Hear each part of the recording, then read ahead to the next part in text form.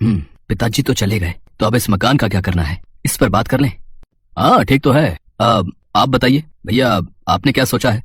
पिताजी काफी समय से बीमार थे, उनके इलाज में बहुत पैसे खर्च हो गए, काफी कर्ज भी लेना पड़ा उन्हें, तो मुझे लगता है कि इस मकान को बेचकर सब बैलेंस हो जाएगा। हाँ हाँ बिल्कुल ठीक है, यही यही यही सही रहेगा। और माँ, इस मकान को बेच दोगे तो माँ कहाँ रहेगी, ये सोचा है? इसमें सोचना क्या है, माँ हम लोगों के साथ ही रहेगी।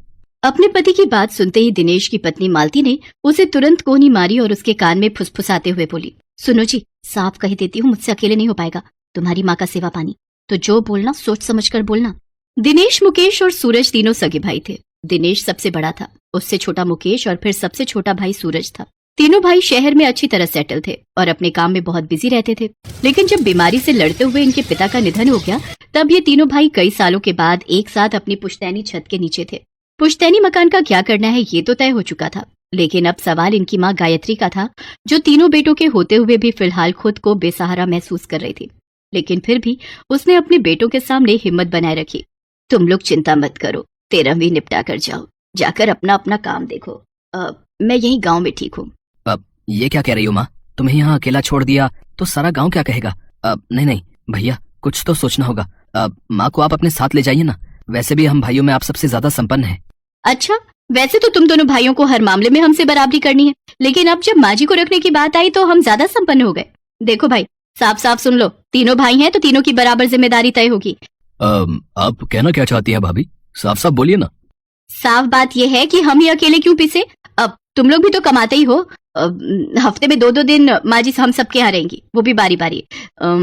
सोम मंगल हमारे यहाँ, बुध बृहस्पति मुकेश भैया के यहाँ, और शुक्रवार और शनिवार को सूरज तुम देख लेना।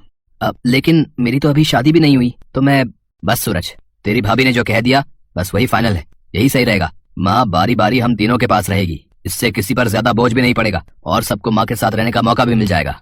लेकिन पापा, 1 वीक में तो 7 डेज होते हैं, दादी संडे को कहाँ रहेंगी?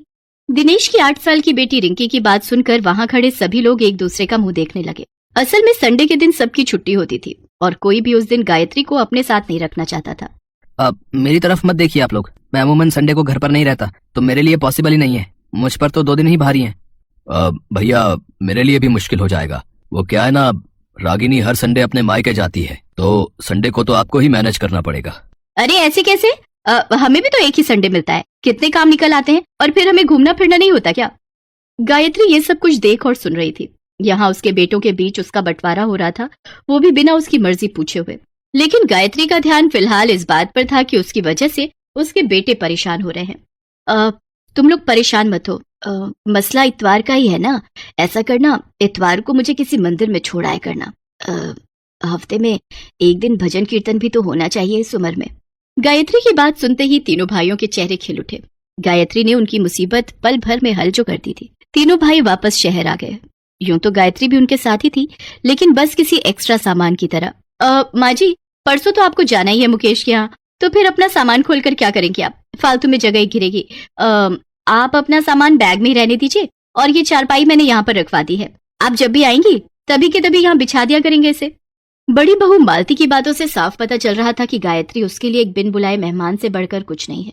गायत्री चुपचाप 2 दिनों तक अपनी चारपाई पर किसी सामान की तरह पड़ी रही। फिर बारी आई मझले भाई मुकेश की, जिसके घर भी हालात कुछ अलग नहीं थे, बल्कि पहले से बदतर ही थे। बहू, वो शायद तुम्हें मुकेश ने बताया नहीं, मैं प्याज और लहसुन नहीं खाती, तो अब क्या आपके लिए अलग से खाना पकेगा यहाँ? देखिए माँ जी, अब तक आप जो खाती थी या जो करती थी वो सब भूल जाइए। जितने दिन यहाँ रहेंगी, यहाँ के हिसाब से रहना होगा आपको। चलिए अब जल्दी से ये प्याज लहसुन छीलकर पीस दीजिए, और हाँ, इसके बाद जरा आटा लगाकर रोटियां भी बना देना। ये बोल रहे थे कि जब तक आप यहाँ हैं तो आपके हाथों की रोटियां ही खाएंगे। इतना कहकर रागिनी वहां से चली गई और गायत्री आंखों में आंसू भरकर वो सब करने लगी जो रागिनी ने उससे कहा। गायत्री ने कभी प्याज लहसुन को हाथ तक नहीं लगाया था, लेकिन अब हालात उसके बस में नहीं थे। उसने प्याज लहसुन के साथ खाना पकाया तो जरूर, मगर खाया नहीं। लेकिन इस बात की भी किसी को परवाह नहीं थी। दिनेश और मुकेश के घर तो जैसे तैसे समय कट गया, और फिर बारी आई सबसे छोटे बेटे सूरज की, जो एक बैचलर था और एक IT कंपनी में जॉब करता था। सूरज को रहने के लिए उसकी कंपनी से एक फ्लैट मिला हुआ था, जिसकी छोटी सी किचन में अब अगले 2 दिनों के लिए गायत्री का बसेरा था।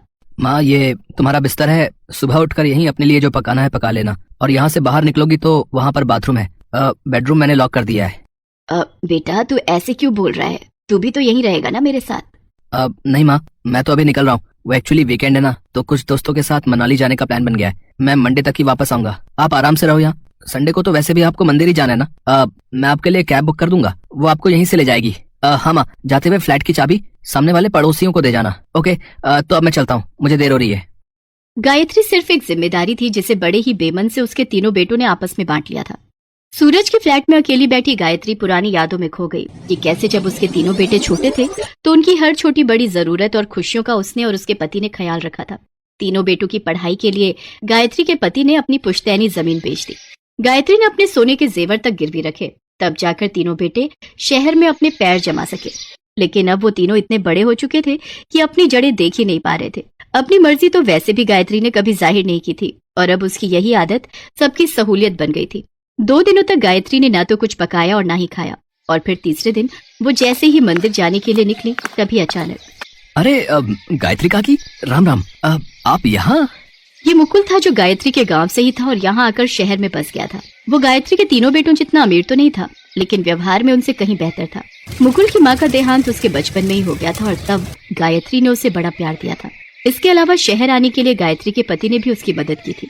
मुकुल को देखते ही गायत्री के सब्र का बांध टूट गया और वो फफक कर रो पड़ी। मुकुल के पूछने पर गायत्री ने उसे सब कुछ बता दिया। मुकुल गायत्री को अपने साथ अपने घर ले गया, जहाँ गायत्री को उसकी उम्मीद से कहीं ज्यादा प्यार और सम्मान मिला। मुकुल की पत्नी सुनीता और उसका 5 साल का बेटा टिंकू भी गायत्री को बहुत सम्मान देते थे और उसकी हर जरूरत का ख्याल रखते थे। मुकुल के घर में कब एक हफ्ता गुजर गया गायत्री को पता ही नहीं चला, लेकिन फिर कुछ सोचकर गायत्री ने मुकुल से कहा, मुकुल बेटा, अब मुझे जाना चाहिए। मेरे बेटों को शायद मेरी चिंता हो रही होगी। अब काकी, मैं आपको रोकूंगा तो नहीं, लेकिन इतना जरूर कहूंगा कि ये घर भी आपका है और हम सब भी आपके अपने हैं। मुकुल के सिर पर हाथ फेरकर गायत्री दिनेश के घर जाने के लिए निकल गई। मुकुल उसे छोड़ने के लिए साथ ही गया, लेकिन दिनेश के घर का नजारा देखकर गायत्री को अपनी आंखों पर विश्वास नहीं हुआ। वहाँ तीनों भाई मिलकर पार्टी कर रहे थे। सूरज भाई, मानना पड़ेगा तुझे, माँ को फ्लैट में अकेला छोड़ने की तेरी तरकीब तो सच में काम कर गई। और क्या भैया, आप लोग तो फालतू में टेंशन ले रहे थे। मैं माँ को अच्छे से जानता हूँ, वो सीधा मंदिर गई होंगी और अब वहीं रहेंगी हमेशा के लिए।